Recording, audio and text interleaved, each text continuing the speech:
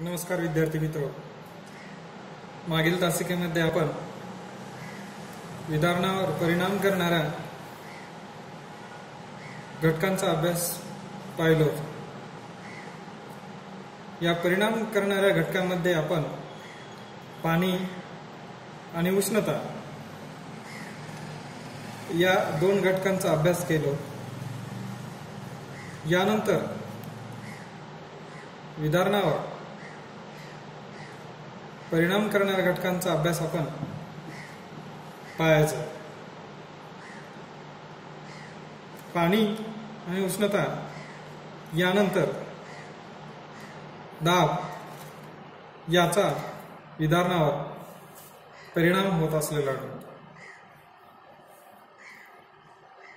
खडकांच्या थराचे परस्परावर दाब असतात. विधान किंवा अन्य कारकामुळे जेव्हा खडकाचा वरचा स्तर निघून जातो तेव्हा आतला थर उघडा पडतो.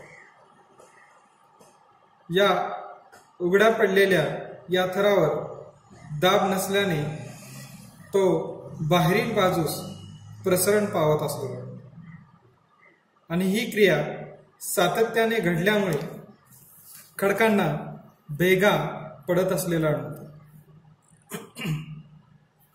ज्या वेळेस खडकावरती दाब पडतो, हे दाब पडल्यानंतर खडकाचा वरचा थर निघून गेला जात असलेला आढळतो. ते वरचा थर निघून गेल्यानंतर खडकाच्या खालचा थर किंवा खालचा भाग हा त्याच्यावरती दाब पडत नसल्यामुळे तो खुल्ला होतो आणि त्यामुळे काय होत असतो, तो खुल्ला पडलेला जो भाग आहे तो वर सरकला जात असलेला आणि ते वर सरकल्यानंतर त्याच्यावरती जर पाहिल्यानंतर त्या ठिकाणी त्याची प्रसरण प्रक्रिया होत असलेली आढळते. आणि ही प्रक्रिया होत असताना खडक एकमेकापासून दूर जात असलेला आढळतो, म्हणजेच त्या खडकाला भेगा पडत असलेला आढळतो. दाबाच्या बाबतीत जर पाहायचं असेल तर त्यामध्ये सांगता येईल, खडकाचे स्तरावर स्तर असल्याने वरील स्तराचा खालील खडकावर प्रचंड दाब असतो. म्हणजे काय सांगितलेलं आहे, खडकाचं निर्मिती होत असताना त्याच्यामध्ये स्तरावर स्तर असे निर्माण होत असलेले आढळते आणि त्याच्यातूनच जे की काय मूलद्रव्याचे किंवा मातीच्या सूक्ष्म कणापासून त्या ठिकाणी खडकाची निर्मिती होत असलेली आढळते.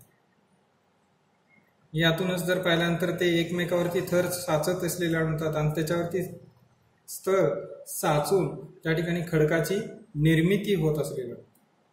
आणि त्याच खडकाच्या वरील बाजूला जर पाहिल्यानंतर त्या ठिकाणी वरच्या बाजूच्या स्तरावरती दाब पडल्यानंतर त्या ठिकाणचा खडकावरचा भूभाग हा निघून जातो आणि निघल्यानंतर त्याच्यामध्ये खालच्या स्तरावर त्या ठिकाणी खालचा थर उघडा पडला जात असलेला आढळतो आणि तो स्तर पाहिल्यानंतर प्रसरण पावतो. यामध्ये तसं सांगितलेलं आहे, खडकाच्या वरील स्तर निघून गेल्याने खालील स्तर उघडा पडतो, त्यामुळे त्यावरील दाब कमी होतो.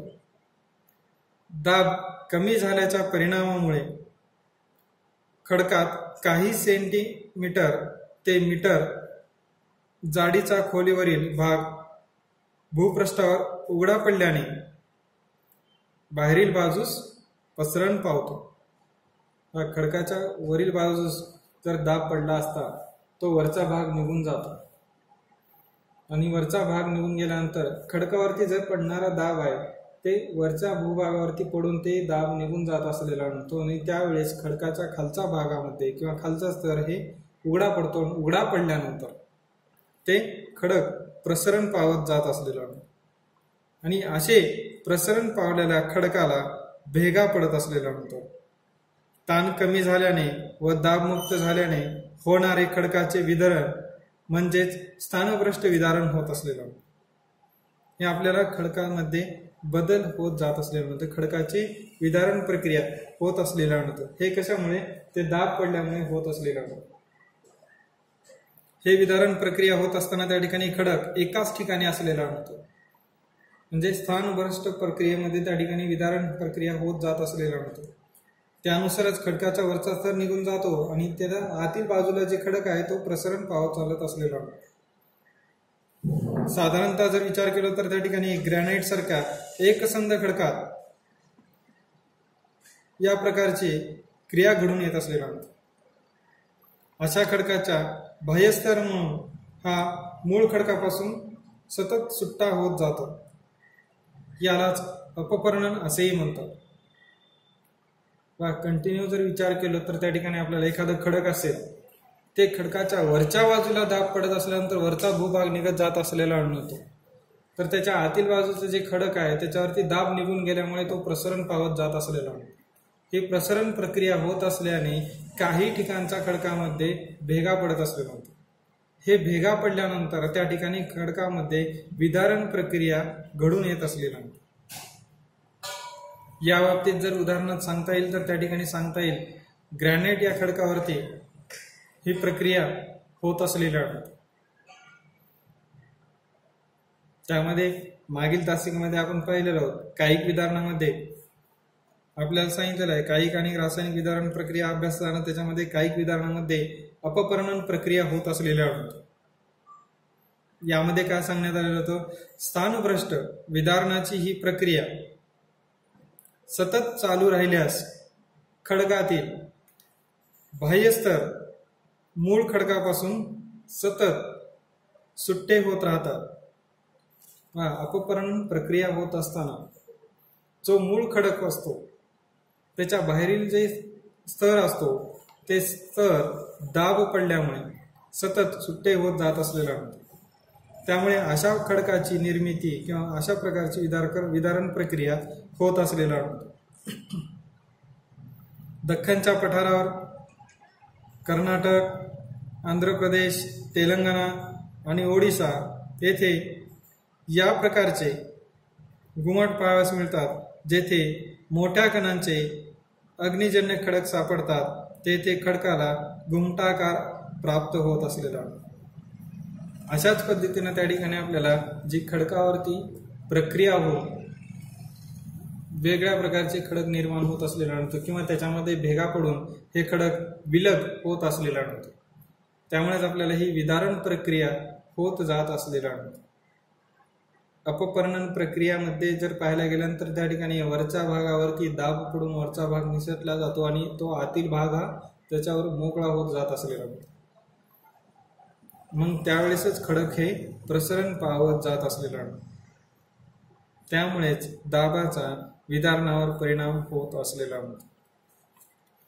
यानंतर आहे जैविक विदारण. झाडे, वनस्पती, सूक्ष्मजीव व बिळात राहणारे प्राणी यांच्यामुळे खडकांचे जे विदारण होते त्यास जैविक विदारण असे म्हणतात. हे विदारण कायिक आणि रासायनिक अशा दोन्ही प्रकारामध्ये होत असताना आढळून येते. जैविक विदारणाच्या बाबतीत जर विचार केला तर त्यामध्ये झाडे, वनस्पती, सूक्ष्मजीव किंवा जर पाहिल्यानंतर त्या ठिकाणी प्राणी या संपूर्ण घटकामध्ये आपल्याला जैविक विदारण प्रक्रिया घडून येत असलेला.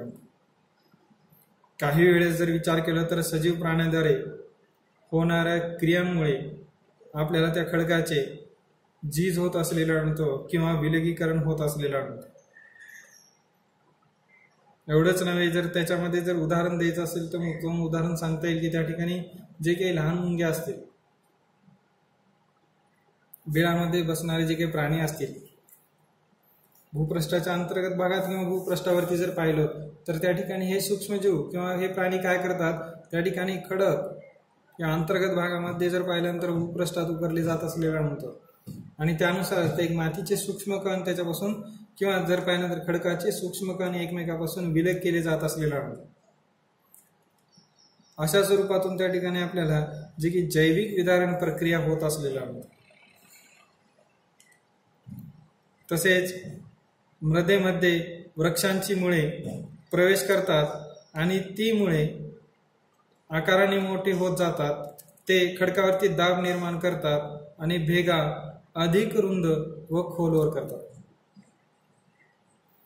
हे झालं वनस्पतीच्या बाबतीत विदारण प्रक्रिया होत असलेला.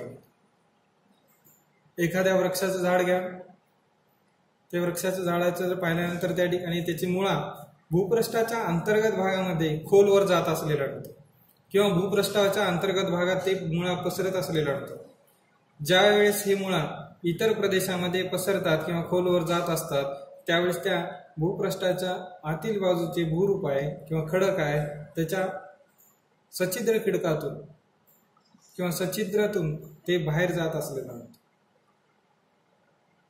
ते मुळा त्याच्या आतमध्ये जाऊन त्या मुळाची वाढ झाल्यानंतर त्या ठिकाणी त्याच्यावरती दाब पडत असलेला आढळतो आणि त्या दाबामुळेच खडक हे विलग झालेलं आढळतं किंवा खडकाचे झीज होत असलेलं आढळतं. यामुळे जरी पाहिल्यानंतर त्या ठिकाणी जैविक स्वरूपामध्ये त्या ठिकाणी विदारण प्रक्रिया होत असलेलं आढळतं. तर काही वनस्पती या खडकाच्या फटीमध्ये वाढतात ज्यामुळे त्या फटी अधिक रुंद होतात आणि शेवटी विलगीकरण घडून येते. यामध्ये सांगितलेलं आहे काही वेळेस खडक जर पाहायला गेल्यानंतर त्या ठिकाणी वनस्पती खडकाच्या आतील बाजूस वाढत असलेला होता आणि त्यामुळे भूपृष्ठाला भेगा निर्माण होत असलेला होता. यामध्ये सांगायचं असेल तर त्याच्यामध्ये उत्तम उदाहरण देऊ शकतो. काही वेळेस आपल्याला घराचा जर विचार केला तर छतावरती वनस्पती येत असलेलं आढळतं किंवा काही घरामध्ये जर विचार केला तर त्या ठिकाणी काही कोपऱ्यातून एखादी वनस्पती किंवा वृक्षाची वाढ होत असलेलं आढळतं. त्यावेळेस त्या ठिकाणच्या भूभागाचा जर अभ्यास केला तर त्या ठिकाणी ते मुळा आतमध्ये जाऊन तिथे भेगा निर्माण करत असलेलं आढळतं. हे भेगा निर्माण झाल्यानंतर काय होते ते एकमेकापासून वेगवेगळे करत जात असलेलं आढळतं. आपण घरावरती झाडं असतील कोणाच्या तर त्यावेळेस तुम्हाला समजून येईल किंवा जर काही ठिकाणी जर पाहायला गेल्यानंतर त्या ठिकाणी आपल्याला भिंतीवरती झाड आलेले पाहायला मिळतात त्यावेळेस त्याचे मुळा आतमध्ये शिरत जात असलेलं आढळतं. जसे जसे झाड वाढत जाईल तसं तसं ते मुळा त्याच्यावरती मुळांचा दाब त्या भूपृष्ठावरती पडत असलेला आढळतो आणि त्यातूनच काय होतं ते भिंत किंवा खडक विलग होत जात असलेलं आणि याद्वारेच त्या ठिकाणी आपल्याला ही प्रक्रिया खडकातून होत असलेलं आढळतं. त्यानंतर शेवाळ तसेच शेवाळ, दगडफूल, हरिता यासारख्या वनस्पती आणि जीवाणू हे सूक्ष्मजीव खडकाच्या भूपृष्ठावर वाढतात आणि ते रसायनाची निर्मिती करतात की ज्यामध्ये खडकाचा वरचा थर भंग होण्याची क्षमता असते. काय सांगितलेलं आहे हरिता, शेवाळ हे जर दगडफूल किंवा सूक्ष्मजीव हे जर आहे तर त्या ठिकाणी हे खडकाच्या वरच्या भागावरती त्या ठिकाणी रासायनिक पदार्थ किंवा रसायनाची निर्मिती करत असलेलं होतं आणि ते निर्मिती होत असताना त्या ठिकाणचा वरचा भूपृष्ठाचा किंवा खडकाचा वरचा भूभाग जे आहे ते भंग पावत जात असलेलं होतं. याचं उत्तम उदाहरण घ्यायचं असेल तर तुम्ही शेवाळ घेऊ शकता. या शेवाळचा भाग जर पाहिल्यानंतर एखाद्या खडकावरती शेवाळ असेल ते शेवाळ कालांतराने तशाच पद्धतीने असेल तर त्या ठिकाणचा वरचा भूभाग हा भंग पावत जात असलेला होता. त्यानुसारच त्या ठिकाणी आपल्याला भूपृष्ठ भंग पावत जात असलेला आणतो. कारण काय त्यामध्ये वेगवेगळ्या रसायनाची निर्मिती सूक्ष्मजीव वेगवेगळ्या रसायनाची निर्मिती करत असलेला आणतो. त्यामुळे त्या खडकाचा वरचा थर हा कमकुवत बनत जात असलेला किंवा भंग पावत जात असलेला आणतो. खडकाच्या पृष्ठभागाचा ते नाश करतात. खडकाच्या पृष्ठभागाचा ते नाश करतात. हे सूक्ष्मजीव देखील आर्द्र रासायनिक सूक्ष्म वातावरणाची निर्मिती करतात की जे रासायनिक आणि कायिकरित्या खडकाच्या पृष्ठभागास भंग होण्यास मदत करतात. खडकाच्या वरच्या बाजूला जर पाहायला गेल्यानंतर त्या ठिकाणी किंवा वरचा भूभाग जर अभ्यासलो तर त्यामध्ये काही जीव असतात. त्यावेळेस जर पाहिल्यानंतर त्या ठिकाणी रासायनिक पदार्थाची निर्मिती होत असलेला आणतो आणि त्यावेळेस खडकाचा वरचा थर जो आहे तो भंग पावत जात असलेला आणतो किंवा नष्ट पावत असलेला आणतो. त्यामुळेच आपल्याला विदारण प्रक्रिया होत असलेला आणतो. त्या प्रदेशामध्ये जीवसृष्टीच्या प्रमाणावर जैविक विदारण अवलंबून असते. बिळात राहणारे प्राणी हे फटी किंवा छिद्रे करून विदारणाला चालना देतात. काय सांगितलेलं आहे बिळात राहणारे प्राणी हे विदारणाला चालना देत असलेला या पद्धतीनं आपल्याला जे की खडकाचे विदारण प्रक्रिया होत असलेला आहे. एकीकडे आहे वनस्पती, दुसरीकडे आहे प्राणी. वनस्पती आणि प्राणी याच्या बाबतीत जर पाहिल्यानंतर काही ठिकाणी जीवाणू आहेत किंवा कीटाणू आहेत किंवा प्राणी आहेत. जीवांच्या बाबतीत जर प्राण्यांच्या बाबतीत जर विचार केला तर हे घटक आहेत. तर काही ठिकाणी वनस्पतीची वाढ होत असताना काही भागामध्ये काही भूपृष्ठावरती खडकांमध्ये देखील वनस्पती वाढत असलेला होतो आणि त्याचाच परिणाम त्या ठिकाणी त्या मुळांचा किंवा ते मुळा झाडा वृक्षाचे मुळा खोलवर किंवा भूपृष्ठावरती अंतर्गत भागात विविध ठिकाणी पसरत असल्यामुळे त्याच्यावरती दाब निर्माण होत असतो. दाब निर्माण होतो आणि दाब निर्माण झाल्यामुळे त्या ठिकाणचा भूपृष्ठाचा भाग किंवा खडक विदारण किंवा झीज किंवा भेगा पडत असलेला आढळतो. अशा पद्धतीने त्या ठिकाणी आपल्याला जे की दाब आणि जैविक घटकामुळे विदारण प्रक्रिया होत असलेली आढळून येते. यानंतरचा घटक आहे खडकांचा प्रकार व संरचना. विदारण प्रक्रियेत खडकांचा प्रतिसाद हा खडकांच्या प्रकारावर किंवा त्याची रचना, विदारणाचे कारण यावर अवलंबून असते. म्हणजे विदारण प्रक्रियेत काही खडक हे अधिक प्रतिरोध असतात तर काही खडक कमी प्रमाणात प्रतिरोध करतात. प्रत्येक खडकाचा प्रकार विदारण प्रक्रियेत विशिष्ट प्रकारे प्रतिसाद देतात. उदाहरणार्थ क्वार्ट्झाइट हा रूपांतरित खडक पोलादापेक्षाही अधिक कठीण असतो. कोणता? क्वार्ट्झाइट हा खडक रूपांतरित खडक असून तो पोलादापेक्षाही अधिक कठीण असतो, परंतु त्याचे रासायनिक विदारण सहज होऊ शकत नाही. परंतु कायिक विदारणाने हा खडक सहजपणे भंग पावतो. बघा काय सांगितलेलं आहे, काही खडकावरती जर विचार केला तर त्या ठिकाणी जे की रासायनिक प्रक्रियेद्वारे विदारण प्रक्रिया घडून येत नाही, तर त्या ठिकाणी कायिक विदारणामुळे त्याच्यावरती सहज पद्धतीने विदारण होत असलेलं आढळतं किंवा खडकाची झीज होत असलेलं आढळतं. याच पद्धतीने जर पाहायचं असेल तर त्याच्यामध्ये सांगता येईल शुष्क परिस्थितीत सहजपणे चुनखडकाचे विदारण होत नाही, परंतु आर्द्र प्रदेशात ते सहजरित्या विदारण होते. शुष्क आणि निमशुष्क प्रदेशात ग्रॅनाइट सारखे खडक सहजरित्या विदारण होत नाहीत, परंतु त्यामधील खनिजे रासायनिक विदारणास प्रवण आहेत किंवा प्रवृत्त होत असलेले आढळतात. ज्या खडकाचे थर उभे असतात ते सहजरित्या विलग होतात. तापमानातील बदल, दव, हिम, पाणी आणि वारा यांच्या क्रियामुळेही खडक तुटतात. काय सांगितलेलं आहे, जे की तापमानातील बदल, दव, हिम, पाणी आणि वारा या प्राकृतिक किंवा या नैसर्गिक घटकांचा प्रभाव आपल्याला त्या ठिकाणी खडकावरती होत असलेला आणतो आणि त्यामुळेच खडक तुटतात.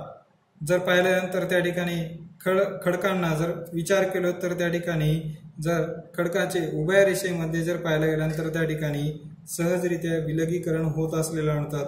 तर याउलट शीतन समांतर थर असलेले खडक हे जास्त सघन असतात, त्यावरील विलगीकरण आणि अपघटन या क्रियांचा प्रभाव पडत नाही.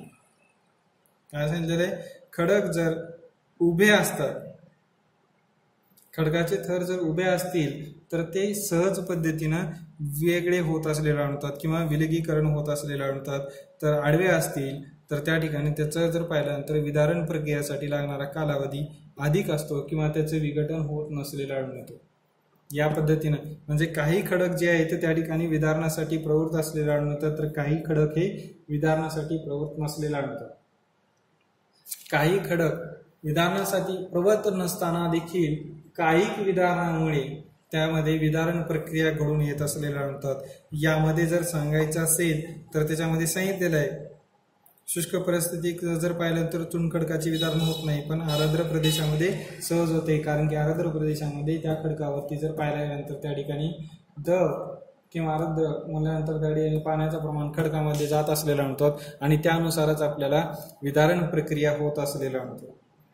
यामध्ये तेच सांगण्यात आलेलं आहे, काही खडकावर रासायनिक विदारण सहज होत नाही, मात्र काही विदारणामुळे हे खडक सहज भंग पावत असलेलं आणतात. उदाहरणार्थ ग्रॅनाइट आहे.